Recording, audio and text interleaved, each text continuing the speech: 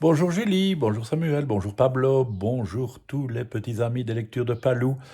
On va à la mer aujourd'hui, ou plus exactement, dans la mer, dans un sous-marin, le mystère du sous-marin vert. Dans les profondeurs de l'océan, là où l'eau prend une belle couleur bleu sombre et où le silence est total, un drôle d'objet vient de s'immobiliser. Au début, prudemment, les poissons se sont écartés et chacun s'est mis à l'abri. Dans un trou du rocher, une grosse dorade le guette du coin de l'œil. La langouste pointe vers lui des antennes menaçantes, mais n'essaye pas de s'approcher. Qu'est-ce que ça peut bien être? C'est un mystère.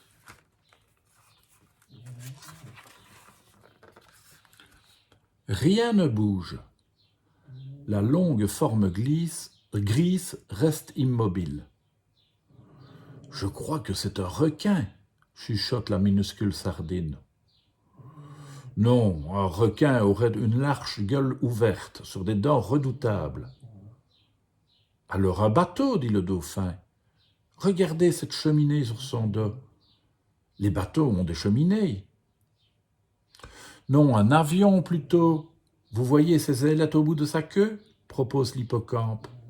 « Mais cessez donc de raconter des bêtises !» tonne soudain une voix.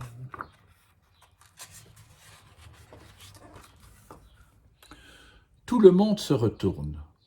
C'est Emma, la pieuvre. Au fond des océans, elle est très respectée, Emma la pieuvre. D'abord parce qu'elle est énorme et très impressionnante avec ses longs tentacules. Ensuite parce que Emma la pieuvre a beaucoup voyagé et qu'elle connaît une foule de choses. Elle doit savoir ce que c'est, elle, cet étrange objet. Emma pose un tentacule sur la forme grise et déclare « C'est un sous-marin ». Et elle l'ajoute « Un sous-marin vert ».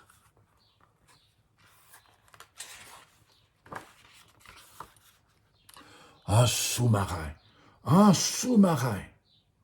L'information passe de bouche en bouche. L'hippocampe et les crevettes demandent en chœur. Qu'est-ce que c'est? À quoi ça sert un sous-marin? C'est une machine construite par les hommes pour explorer le fond des mers, explique Emma. Et elle poursuit sur le ton d'un professeur. Voyez-vous, mes enfants, les hommes ne sont pas comme nous. Ils ne peuvent pas vivre sous l'eau. S'ils veulent nous rendre visite, ils doivent s'enfermer dans une boîte comme celle-ci. « Mais pourquoi reste-t-il là sans bouger ?» demande une sardine.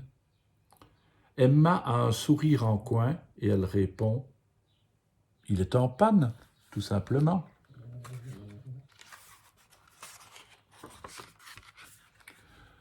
Les poissons commencent à s'éparpiller. Une boîte en panne, ce n'est pas très intéressant. Mais Emma la pieuvre les rappelle à l'ordre. « Attendez, attendez!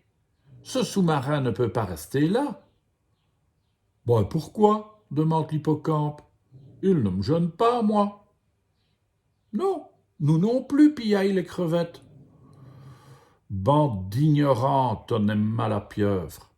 Si ce sous-marin reste là, il va rouiller et empoisonner notre eau. »« Oh, c'est dégoûtant, oh, oh !» murmurent les poissons.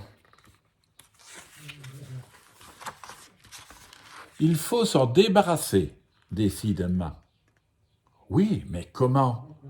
Comment peut-on se débarrasser d'une chose aussi grosse ?»« Je m'en charge, déclare la baleine. Elle cale son large dos contre le sous-marin et pousse. Le sous-marin fait un petit bond en avant et s'immobilise. Maintenant, c'est au tour des crabes de s'en mêler. Et cling, et clang, et cling, et clang. Ils frappent la coque de leurs pinces. Le sous-marin a un petit soubresaut, mais pas plus. « À nous, chantent les sardines. Les sardines sont vraiment très, très nombreuses. Elles entourent le sous-marin et frétillent de la queue. Rien. Le sous-marin ne bouge même pas d'1 millimètre. Tout le monde est découragé. Heureusement, Max le poisson clown est là. Max, il est tout petit. Il ne sort pas beaucoup de son anémone, mais ça ne l'empêche pas d'être malin. Alors, quand il ouvre la bouche, tout le monde l'écoute.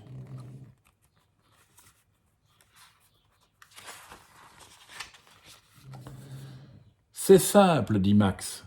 On va tous se placer derrière lui et souffler. Ça devrait le faire avancer, non ? propose Max. Quelle bonne idée! Oh oui, quelle bonne idée! Et en plus, ça a l'air très amusant.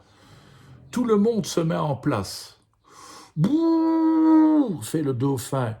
Pfff! Font les sardines. Pshhh! Font les crevettes. Et doucement, tout doucement, le sous-marin s'ébranle. Un nuage de bulles entoure le sous-marin et le porte vers la surface. Derrière le hublot, un visage apparaît. C'est le capitaine. Il n'en croit pas ses yeux. Bientôt, le périscope du sous-marin vert perce la surface de l'eau. Aussitôt, un ronronnement se fait entendre. « Il a remis ses moteurs en marche, écartez-vous » hurle Emma. Tous plongent sous les vagues, tandis que le sous-marin vert, sauvé par les animaux de l'océan, reprend sa route sous un vol de goéland. Et voilà les enfants, à demain pour une histoire à terre cette fois.